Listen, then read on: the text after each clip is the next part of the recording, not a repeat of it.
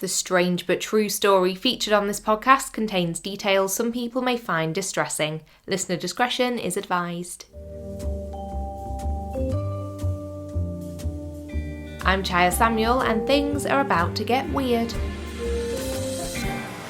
Hi there, thank you so much for joining me today for another episode of Things Are About to Get Weird. We're all about strange but true over here, so if you're the kind of person who can't get enough of everything from bizarre phenomena to wild life stories and unsolved mysteries, you've definitely clicked on the right podcast today. The last topic on that list is the focus of today's episode. It's been a good few weeks since I covered an unsolved mystery, and the event I'm going to be talking about today has left me constantly drifting off into daydreams, wondering what on earth happened. This is the story of the Flannan Isles mystery, and I'm going to be taking you all the way back to the year 1900 to a tiny island in the Outer Hebrides located off the west coast of Scotland. If you love a good theory when it comes to tales with no definitive explanation, you're in for quite the ride today, so join me as we jump right into the story. So allow me to set the scene. It was the night of the 15th of December 1900, around 80 miles or roughly 128 kilometres from mainland Scotland, and a steamer ship called the Archtor, which had sailed across the Atlantic from Philadelphia, was nearing its final destination of the Scottish port of Leith. With it being nighttime, winter, and less than ideal weather conditions, as the ship was approaching the Flannan Isles in the Outer Hebrides, the crew immediately noticed something strange. The bright light that they had expected to be emanating from the lighthouse on Eilean Moor, one of the Flannan Isles, was nowhere to be seen. 3 days later, the ship docked at Leith, and the crew reported their experience to the Northern Lighthouse Board, who could offer no explanation as to why the light wouldn't have been shining. The lighthouse was well staffed, with 3 keepers scheduled to have been on duty at the time the Archtor sailed by on the 15th.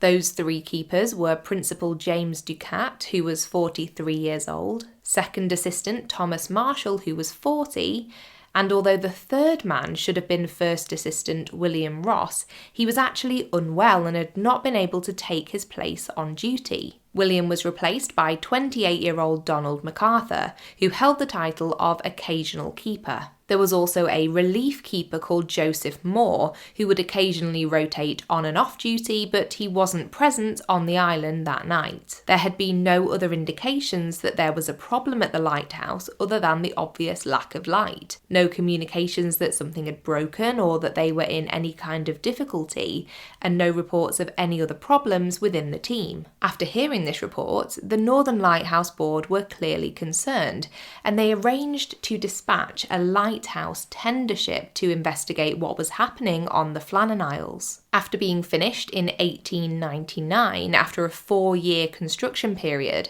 the lighthouse had only been operational for just over a year. With the island being so small and so remote, it must have been a mammoth task to build the lighthouse, and I imagine after all of the time and effort that went into the construction, seeing it standing unlit must have been perplexing. There was a bit of a delay in sending the tender ship, however. From an article that I found that was translated from Italian, I gathered that there had been some kind of issue with the Archtor, which was the ship that initially noticed the light wasn't shining from the lighthouse. I think somewhere around the port of Leith it may have run aground, and the captain had to formally answer authorities as to why this had happened. I believe this could have caused the report about the lighthouse to temporarily take a back seat. The tender ship was finally scheduled to set sail on either the 20th or 21st of December. I've seen both dates reported, but due to some horrendous weather conditions, the ship didn't reach the Flannan Isles until the 26th of December, which is, of course, Boxing Day. And it's from here that things start to get very eerie. Amongst the crew on the tender ship was the captain, a man named Jim Harvey, and the relief keeper I mentioned earlier, Joseph Moore. As the tender ship approached the island where the lighthouse stood, They soon realised that, once again, no light was shining and there was no flag flying either. Joseph Moore was used to the on-duty lighthouse keepers greeting him as he approached, excited to see a fresh face after weeks with only one another for company. But there was no one waiting at the shore. Captain Harvey decided to sound the ship's horn to try and get the attention of the 3 keepers, and when that didn't work, he sent up a flare, but still there was no response. By this point, the crew were even more baffled, and they knew they were going to have to try and dock the ship, which would be tricky without anyone to help them landside, but eventually they were able to drop their anchor. Joseph Moore made his way onto dry land. Some reports say this was via a smaller boat, and some say he was able to step onto the shore from the tender ship. But regardless, he was able to set off on his climb up the 160 steep steps up to the lighthouse. As he got closer and closer, no clues were being offered up as to what was going on. It was as quiet once he reached the lighthouse as it had been when he stepped onto the island. With what I can only imagine was a mixture of confusion and some trepidation, he entered the lighthouse and was greeted by a bizarre scene. The clock on the kitchen wall had completely stopped, and this was pretty reflective of the rest of the living quarters. It was as though the whole place was frozen in time. The dining table was set for a meal that had not been eaten, with some sources claiming it was either completely uneaten or partially eaten, though it could be that the table was simply set. The pots and pans were scrubbed clean, and the only thing that looked out of line was a single chair that was knocked over on the floor. The lighthouse's lamp was clean and all of the gates and doors, bar the one in the kitchen, were closed. Joseph found that the lighthouse's canary was still in its cage, but this was the only evidence of life that he could find on the island. James Ducat, Thomas Marshall and Donald MacArthur were nowhere to be seen. Joseph was alarmed at what he had found, or rather what he hadn't found, and he quickly returned to the tender ship to report his experiences to the captain and crew. Later, on the 28th of December, he wrote, "I only too well knew something serious had occurred." After Joseph told Captain Harvey what he'd found, the captain sent him back with a couple more crew members to do a more thorough investigation and search of the lighthouse and the areas surrounding it. Despite leaving no stone unturned, they found very few clues as to where the 3 men could be or why they were no longer at their post. What they did find was that of the 3 oilskin coats that were kept in the lighthouse, 1 for each keeper, 2 were missing. This was strange, as it was protocol that a keeper must be wearing his protective raincoat when venturing outside. So why had 1 left without his coat? One article I read suggested that it was Donald MacArthur's oilskin that remained inside the lighthouse, so I can only assume that their names were written inside the coats. They did find evidence of some significant storm damage to the landing platform on the west side of the island, including bent, broken and twisted iron railings, items littered on the rocks below, and a smashed supply box. There were also signs that turf from the top of the cliff had been ripped up, as had part of a railway track, and a huge rock had also been displaced. Once again, Joseph returned to Captain Harvey along with the crew members, who confirmed the condition of the lighthouse and the landing area, and that the keepers were definitely missing. Captain Harvey sent a telegram to the Northern Lighthouse Board saying, "A dreadful accident has happened at Flannan's.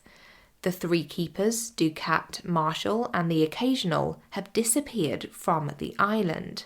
On our arrival there this afternoon, no sign of life was to be seen on the island. Fired a rocket, but as no response was made, managed to land Moore, who went up to the station but found no keepers there. The clocks were stopped and other signs indicated that the accident must have happened about a week ago. Poor fellows, they must have been blown over the cliffs or drowned trying to secure a crane or something like that." Captain Harvey ordered Joseph Moore, plus a handful of other crew members, to remain on the island until the Lighthouse Board's superintendent, Robert Muirhead, gave them further instructions. This decision was described in the captain's telegram as being to keep the light burning, but I would also guess that in addition to running the lighthouse, it would be useful to have the men there to continue searching for clues as to what happened to the previous crew. To my mind, it's almost creepier when someone has vanished and the place they were last seen looks pretty normal. It makes it feel like they vanished into thin air. I find it so odd. A few days later, on the 29th of December, Robert Muirhead arrived at the Flannan Isles himself. He had known James Ducat, Thomas Marshall and Donald MacArthur personally and felt it was his duty to dig deeper into their disappearance. When he arrived, he found that everything was as previously described, and at first he didn't find any additional evidence to indicate the fate of the three keepers. That was until he found the lighthouse's written log. Now, at this point, before I tell you what was apparently written in it, I do have to say that there are various debates surrounding the authenticity of this log, or at least the final entry in it. Some sources talk about it like it's a factual part of the story. Some claim it never existed and was only mentioned years later. But after I did some further digging, what I think is closest to the truth is that all of the written log entries, bar the final one, are legitimate. For the purposes of our story, I'm going to treat it that way, and I think it gives a fascinating yet very weird insight into the trio's final days before they vanished. Most articles quote the logbook entries with slight variations, but they all have a similar gist, so I'll read out the ones that I believe to be accurate and we'll go from there. For reference, all of these entries look to have been written by Thomas Marshall. Here we go. December 12. Gale north by northwest. Sea lashed to fury. Never seen such a storm. Waves very high, tearing at lighthouse. Everything shipshape. James Ducat irritable. Then later that day, storm still raging. Wind steady. Stormbound. Cannot go out. Ship passing sounding foghorn. Could see lights of cabins. Ducat quiet. Donald MacArthur crying. December 13.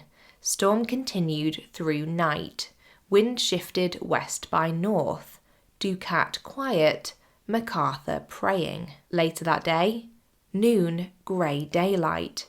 Me, Ducat and MacArthur prayed. There was no entry in the log on the 14th of December, and the final entry, the one that's disputed, was allegedly written on slate, which would under normal circumstances have been transferred to the paper log at a later time. It allegedly read, December 15, 1 p.m. Storm ended, sea calm. God is over all. So of course, this date, the 15th of December, brings us to the night the Arch Tour ship passed by the lighthouse and noticed it was unlit. The most commonly strange thing that sources point out about the logbook entries is that, as lighthouse keepers, all three men would have been very much used to storms and bad weather, so it seemed highly unusual that they would be crying and praying in the face of adverse weather conditions. That last line, God is over all, is also odd, as it's not in keeping with the descriptive nature of the rest of the log. It's a much more personal addition. This is the entry that's cited as being false though, so perhaps take it with a pinch of salt. So with all of this laid out, let's dive into the theories as to what happened to the three lighthouse keepers. The first and most widely accepted theory is that there was indeed an accident and that the three men ended up being swept out to sea. In his official report, Robert Muirhead wrote,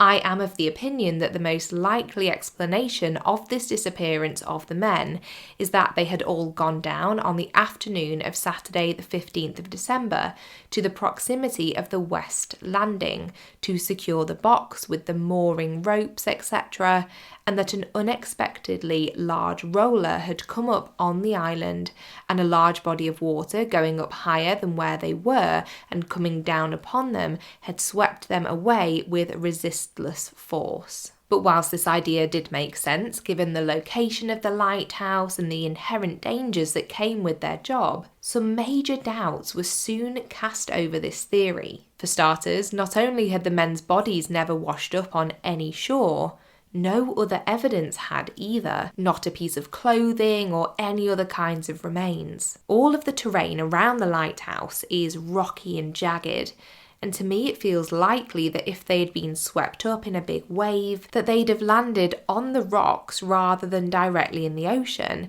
and there'd be some kind of evidence left behind of the accident. Also, why on earth would MacArthur have been outside without his oilskin on, even if he'd been called to assist the other two men in a hurry, say if they'd got into some difficulty? It was December in the Outer Hebrides, and it seems very unlikely that he would have ventured outside in his regular clothing, especially if there was a storm at the time. Which leads us to the third argument against this theory. If the final entry of the logbook is to be believed, the storm had passed and the conditions were calm by the 15th of December, at least in the daytime. There were also no other reports of storms in the area that day. The sea might have become choppier by the time the Arch Tour sailed past and saw the lighthouse was in darkness that night, but we'd be assuming that by then the men were no longer at their post. And finally, there's the fact that all three men were experienced lighthouse keepers, and they would have known better than to put themselves in a dangerous situation where a wave could just sweep them away, especially all three of them at once. Even if Ducat and Marshall had got into difficulty first, and an improperly clothed MacArthur had rushed to aid them, something about the fact that not a single trace of any of the men was left behind feels somewhat strange. Plus, in the log, Marshall wrote that on the 12th, when there was a storm,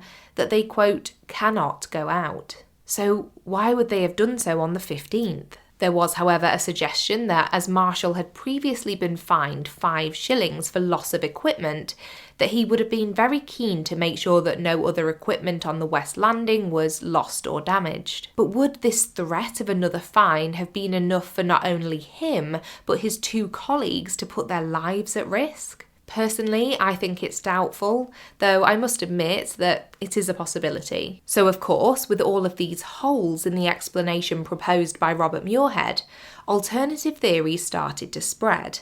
Let's explore the more rational, if sinister, ideas first, which seem to centre around Donald MacArthur and his alleged character. Several sources mention that MacArthur had a reputation for being bad-tempered and at times violent. Rumours started to circulate that perhaps MacArthur had started a physical fight with his 2 fellow keepers, which had started outside and had resulted in all 3 men falling to their deaths from the cliff. Perhaps something had filled MacArthur so full of rage that he had headed outside wearing just his shirt to confront the other 2, and things escalated from there. The other theory concerning MacArthur and his apparent violent streak was that he had murdered Ducat and Marshall before throwing their bodies into the sea, then taking his own life by jumping from the cliff. But to me, neither of these ideas would explain why no traces of the men were ever found. And, spoiler alert, the bodies have not been found to this day. All 3 men truly vanished without a trace, and you'd imagine that if a huge fight had broken out or a double murder had taken place, there would be something to indicate a struggle, some blood or torn clothing perhaps. But then again, with the weather turning so bad after the 15th, Maybe any evidence was washed away. Now that I'm thinking about it, that one overturned chair in the kitchen could be a sign that someone had left the room in either a hurry or in anger. Or it could have been the one sign in the otherwise tidy lighthouse that an altercation had taken place inside initially. Obviously, these theories are really just speculation. But when there's such a lack of clues left behind, it's understandable that people started looking at those involved to see if there's anything to be deciphered from who they were as people. Then we get to the stranger theories, and you know that I can't resist a step into the paranormal or supernatural, so I was intrigued to find out more about these. Now, as you may know, there are lots of superstitions, myths and legends that surround anything to do with working at sea, especially in a historical context. And with the Flannan Isles being so remote, I think people have leaned into this side of things in an attempt to explain what happened that December. In a book called Mysterious Celtic Mythology in American Folklore by author Bob Curran, he references the Flannan Isle mystery, noting that for many local people, there was little doubt that they had been spirited into the other world. The Flannan Isles are quite mysterious in their very nature, being so isolated and uninhabited aside from the lighthouse, so I can see how these ideas would have been so enticing. Stories of ghost ships luring people aboard to join them have long been whispered about, and it's one of the most commonly cited paranormal explanations for the Flannan Isle mystery. Ghost ships possessed by actual spirits are mostly mentioned in works of fiction, so it's likely that musings amongst locals about this possibility were based on fantasy tales that they may have read. However, I decided to do a little more research into the legends surrounding the Flannan Isles themselves, and what I found was very interesting. It said that the islands were feared by many sailors due to their jagged coastlines, which, especially before the lighthouse was built, could be very much hidden and obscured by any bad weather. It's believed that during the preceding centuries, several shipwrecks had been caused by this combination of treacherous conditions and the rough landscape, and if the crash was bad enough to cause loss of life, the bodies of the sailors aboard would lay strewn across the rocks. When you look at pictures of the Flannan Isles, and I'll be sure to put one on Instagram so you can see what I mean, all of the rocks on the coastlines of these very small islands which make up the cliffs, they're incredibly brutal looking, they're so sharp. So it's easy to imagine how dangerous these would have been. The Isles are named after an Irish saint who was thought to have lived in the 7th century, and there's even a ruined chapel on the island which also hosts the lighthouse in honour of Saint Flannan. Although no one lived on the island, shepherds would sometimes bring their sheep to graze on the land, but as soon as darkness fell, they would swiftly leave. It was widely believed that spirits haunted the island, and they were not welcoming. Articles I've read note that these spirits were considered sinister and hostile, and the Isles have long been considered to hold a strong supernatural power. I wonder whether any of the spirits that did inhabit the island were angered by the building of this lighthouse, almost as if it was an obstruction of the natural landscape or a disrupting force on the ancient land. I know for many people the answer to this mystery will lie far more in the logical possibilities, but from my own experiences and because I do love a dip into the paranormal, I can't help but wonder whether there could be a connection between the building of this new lighthouse on this potentially haunted island and this very weird event taking place. There were other alternative theories that popped up too, of course, and a couple of them were pretty off the wall. There was a lot of talk about a giant sea serpent rising up from the ocean and consuming the men whole.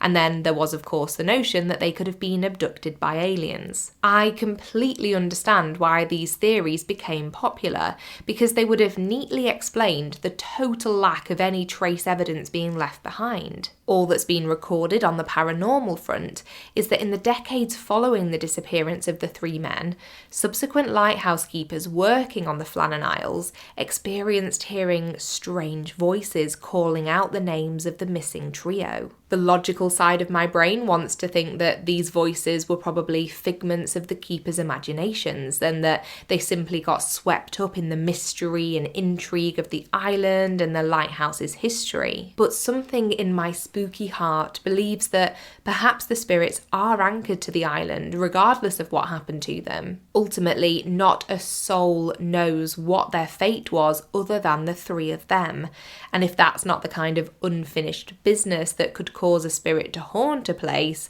I don't know what is. So what do I believe happened?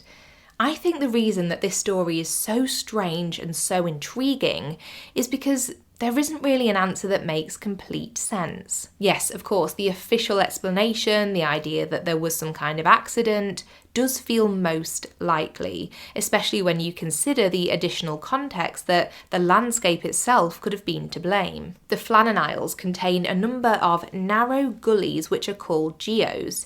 In a nutshell, water can gather in these geos before bursting out with a huge amount of force, creating this tall wave, which could have resulted in the men being swept up and knocked into the sea below. But every time I start to accept that it was an accident or adverse weather conditions that caused the men to fall from the cliff, I remember the uneaten or half-eaten meals still sitting on the dining table, and the oilskin coat still hanging up, unworn by MacArthur, and the single knocked-over chair in the kitchen, and something just doesn't feel right. Personally, I would love to know whether the men had access to any kind of small boat, or whether they were completely dependent on the tender ship to bring them supplies and help them rotate who was on shift. This is for a couple of different reasons. Firstly, because if they were completely trapped on the island with no means to get off, perhaps this could have contributed to some kind of psychological issue developing for one of the men, who then ended up harming the other two. Of course, I'm purely speculating, but I guess it's possible. On the flip side, if there was a small boat that they could use, this could play into the murder theory. Could one of the men have killed the other two and then escaped on the boat? Perhaps even with their bodies, which he then disposed of elsewhere, which could explain why no remains were ever washed up near the island. It's likely that we'll never know, which is so frustrating, but that's the nature of an unsolved mystery. By the way, if you're thinking that this story sounds familiar, it could be because it was explored in the 2018 film The Vanishing, starring Gerard Butler. I haven't actually seen the film, and until I started looking into this story, I hadn't even heard of it, but I am absolutely going to be giving it a watch, as I'm very intrigued to see how they handle the actual disappearance part. I'm also now wondering whether my feeling that something very odd or sinister might have happened could be based on the unrelated Willem Dafoe and Robert Pattinson film The Lighthouse, which, if you haven't seen it, I would very much recommend, especially if you're into the weirder things in life like I am. Ultimately, I cannot wait to hear your thoughts on this story. Which theory do you find most convincing? Or do you have any other completely alternative ideas that I haven't covered? I do wonder whether the truth could lie in totally uncharted territory as far as the possible explanations go. One final thought to leave you with is that I think this story is very much of its time, and if something like this happened today, we'd likely have much clearer answers. The lack of communication options and all of the delays in investigators reaching the island, as well as not having the kind of forensic knowledge and capabilities that we have in 2022, means that the relevant authorities had very little to go on. Sadly, I believe that this is a story that will remain a mystery and will continue to be part of the Flannan Isles folklore for centuries to come. A massive, massive thank you for listening to today's episode. I hope you found this story as interesting as I did. I can't believe that I'd never heard of it until now, and I keep finding myself trying to picture what took place that day. It's just so odd. As I say, I can't wait to hear what you think happened, so feel free to get in touch on Instagram. Our handle is @thingsgetweirdpodcast, and on Twitter it's @abouttogetweird, although honestly, who knows what's going on with Twitter at the moment. One of my favourite ways to chat with you all is on Facebook, as we not only have the page but the discussion group as well. It's a private group, so it feels like a nice little closed club where we can all have a good chat. So if you'd like to be part of it, just search Things Are About to Get Weird on there and it should pop right up. Time to give a shout out to the articles and the other sources which helped me research today's story. So there was an article from history.co.uk, which I believe is the Sky History website. Another piece from discoveryuk.com. The Italian website I mentioned, bottegamistero.com. An article from noble-caledonia.co.uk. A piece from historic-uk.com, a post from strangeoutdoors.com, one from mentalfloss.com, and finally an article from historyhit.com. A big thank you once again for being here today and for being so wonderful with your ratings and reviews on Spotify and Apple Podcasts too. Being an indie podcast, not attached to a network or anything, it's super challenging to get the word out there, and things like ratings really do help. So if you're enjoying these episodes, I would be beyond grateful if you could click those stars or write a few words about why you enjoy the podcast wherever you listen. It really does mean the world. Until next time, take care of yourself and others and keep it weird, but the good kind of weird.